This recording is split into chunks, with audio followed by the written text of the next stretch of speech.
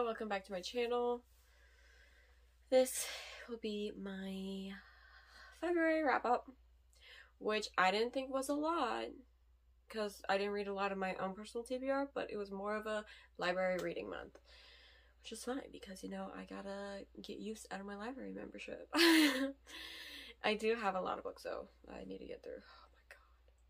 Maybe I should like cancel my library membership and just read my books? No.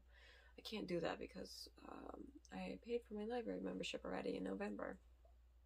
So can't do that. Anyway, yeah. Alright, let's get to it. The only book that I read was The Stormcrow, which I will quickly say, like, book.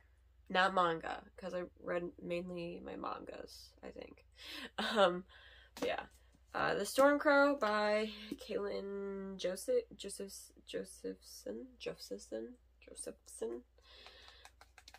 And I gave it a 4.75 star rating. Basically what this book is about is like, how can I explain it? In this world there are crows, like very, very large crows. Maybe not like dragon size, but large to where you can ride them.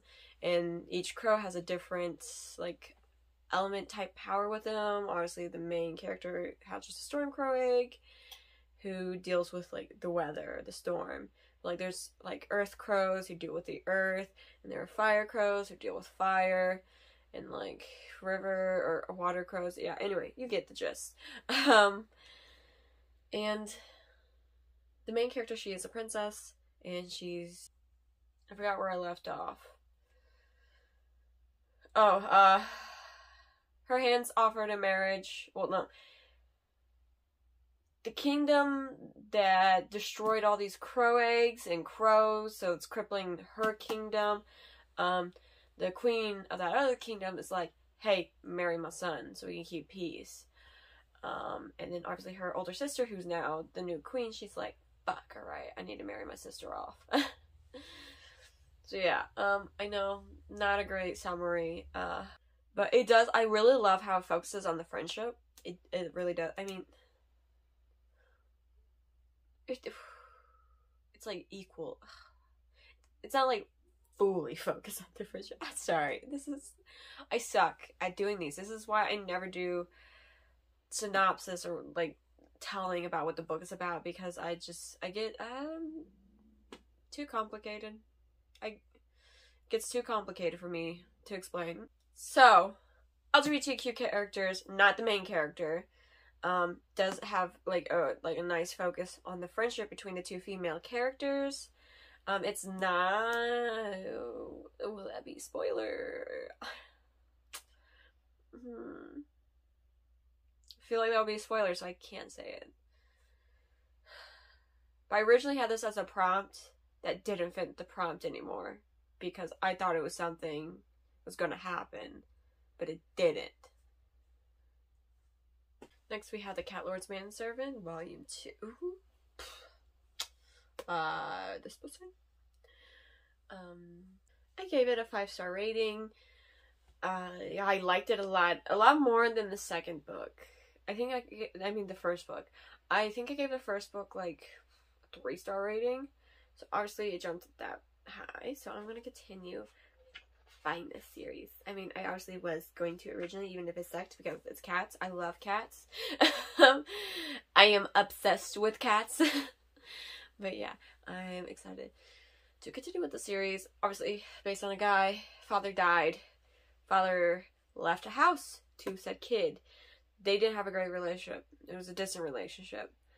So kid goes, finds out, oh, this house is overruled by cat spirits.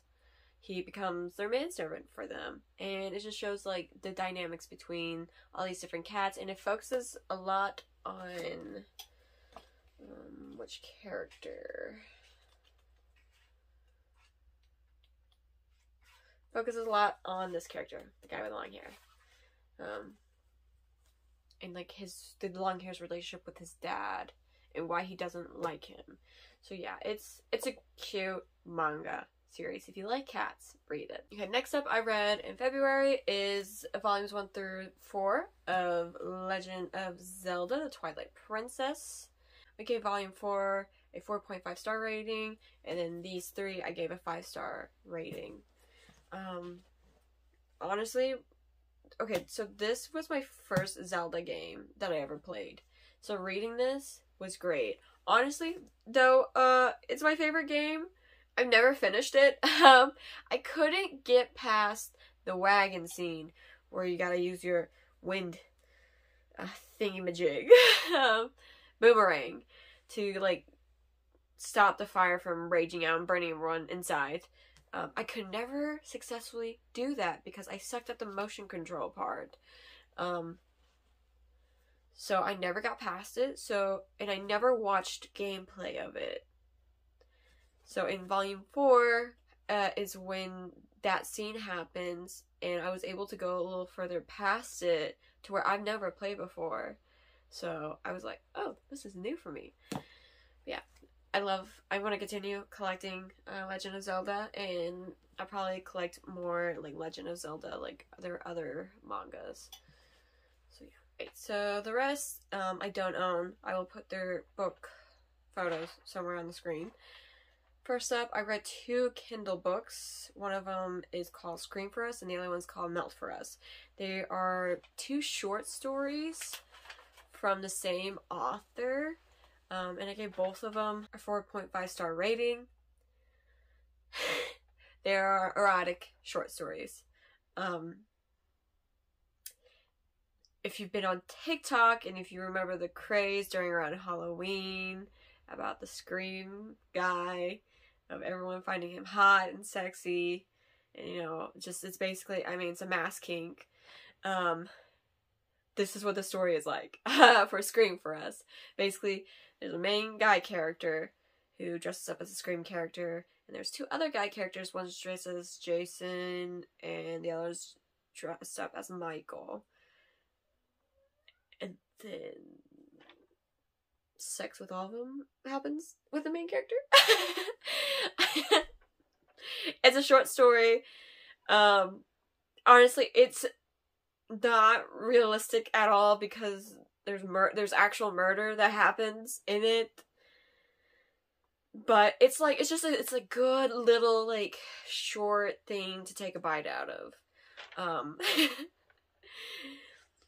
That's probably the reason why I gave it 4.5 star. If it was longer, I probably would have decreased my scoring because I probably would have not liked certain parts of it, but since it was so short and it was like a nice, just fun read, that's why I gave it probably a higher star rating. And obviously, Melt for Us. Okay, so Scream for Us takes place during Halloween. Melt for Us takes place during the Christmas time. So, I mean, that's when you finally find out their actual names because she just calls them Scream, Michael, and Jason. But in the second, you find out their names and, like, sort of on some of their history. Though I will say trigger warning in the second book with sexual assault. She does explain about a sexual assault experience that she has had. And obviously they face off against the guy who did it. And yeah. Obviously my favorite, I think his name is Damon, of course. Of course, the main guy character with black hair who's brutal and aggressive is named Damon. That's just the classic to go to, but he was the one that dressed up as the Scream guy. He's my favorite. But yeah, because like they sort of briefly go over Damon's like history slightly, sort of, and I'm like, hey, no, you can't just end it like that. You gotta tell me more. So I have a feeling that since the author already did a Halloween and then a Christmas, that the author may end up doing like probably like an Easter version as well. I mean, you would not think, you know, Easter is sexy, but like same with Christmas. I mean, so maybe they'll do, or maybe they wrote a Valentine's one. I don't know. I just got a feeling that it's because like the way that they left off on Damon's like background, the author may write another future novel that could focus on his background, so that'd be interesting. Next, I read Punching the Air, and I gave it a 5-star rating. I listened to it on audiobook through Scribd, and I will say, like, obviously that was the book I picked out to read for National Black History Month, and basically it's a decently short novel wrote in a poetic way of a young man who is found guilty for attacking this other young man, and that young man was put in not a coma, well, I guess a coma, because yeah, it's a coma, because he's not awake to give his side of the story. So first young man, who's the main character, he's found guilty. Obviously, he is a character of color. He's found guilty. He's thrown into juvie, and you watch him try to survive in juvie. And oh my god, there's a card in there. I was like, I mean, I don't really know anything about the prison system, but the fact that they had this racist guard who has a tattoo of a this could be triggering. So if you're a person of color, probably, or God, I feel yeah, just trigger warning. This guard has a tattoo of why am I getting emotional? I feel like I'm starting to cry. Of a black baby being hung and on his arm, and I'm just astounded. I mean, obviously this is a fictional book, but it is based on true events. I'm just astounded that if this is possible, that there's a person who can have that type of tattoo and work in a government job, because I'm assuming a prison guard is a government job, how they're able to be hired with that tattoo that's being shown. Because I'm sure the employees have seen it, if the prisoners have seen it. And how he could be working there when he's a known racist. I don't understand. I mean, obviously there's a lot of stuff in this book that gets covered, so it was emotional, and because of how heavy the topic was, even though it was I think an 8-hour book, maybe less than that, honestly, maybe it was 4 hours, I don't know. It was a very short read, but considering it was a short read and how focused in I was to listening to it, it felt like a very slow read, but not in a bad, oh my god, I feel like my feet are being dragged. This was this is some heavy stuff that I'm listening to. I need to listen to intently. And so it felt like it took me longer to listen to it, even though I did my regular amount of listening time with audiobooks. So yeah, I gave it a 5-star rating because I did sorry. At least I didn't stumble over that as badly as I did with the Stormcrow. Next, I read Your Name, volumes 2 and 3. I both gave them 5-star ratings. My theory was correct. It was time travel between 2 different bodies, and I'm so happy with the ending. Because when I thought, oh my god, I can't say anything. I guess that was technically a spoiler when I said I was right about the time traveling between 2 bodies. I mean, I'm sure people have watched the animated movie first. I never did. It's available on HBO. I should probably watch it. Yeah, I feel like that's all I can say right now. Next is Kiss of the Rose Princess, volume 1 through 8, and I gave it, all 8 of them, a 4-star rating. It was a nice little read. Obviously it's not the best manga series that's out there, but I enjoyed it. I enjoyed all the characters. I thought they the blue rose, I thought he was super cute. Red rose, obviously, I'm a sucker for the red rose. White rose, he's a simp into BDSM.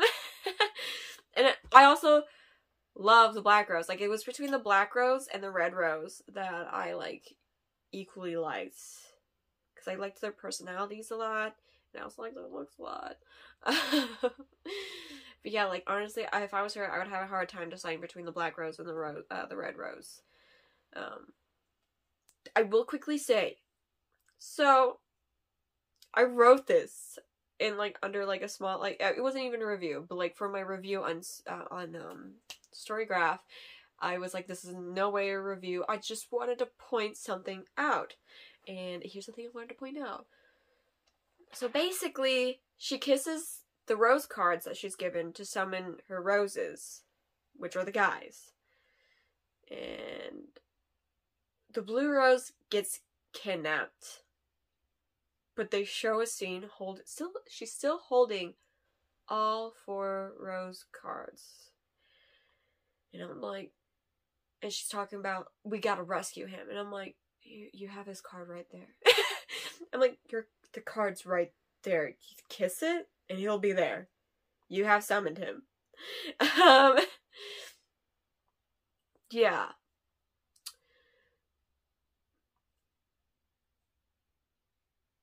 So, and there was also another moment where well, no, because, okay, it explains, no, so that one doesn't count. But yeah, that part, I didn't understand. I'm like, you can summon your blue rose that's been kidnapped.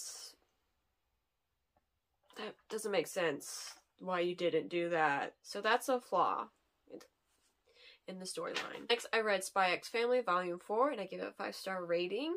I obviously liked it a lot. I love that the new character, the dog, is in the scenes now because he's cute. He's adorable. And obviously this dog can see the future, and obviously since she can read minds, she can see him seeing the future. So, like, in this volume, they try to save basically the world and her parents, who is, like, they see that they're dead. Is that a spoiler? I don't think it is.